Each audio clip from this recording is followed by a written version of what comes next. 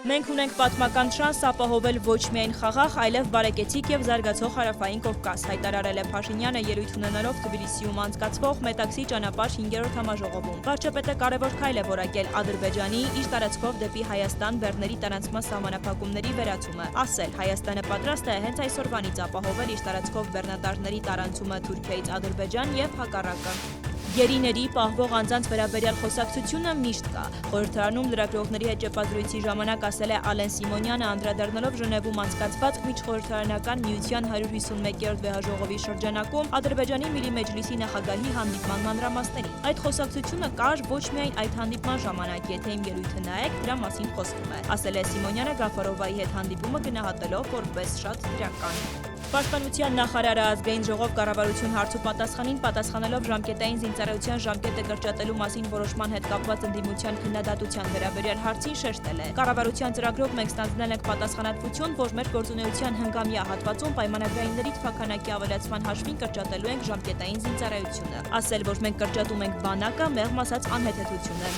Գյումրիում զանգվածային անկարգությունների մասնագիծ 29 անձի նկատմամբ հանրային քրեական հետապնդում է հարուցվել։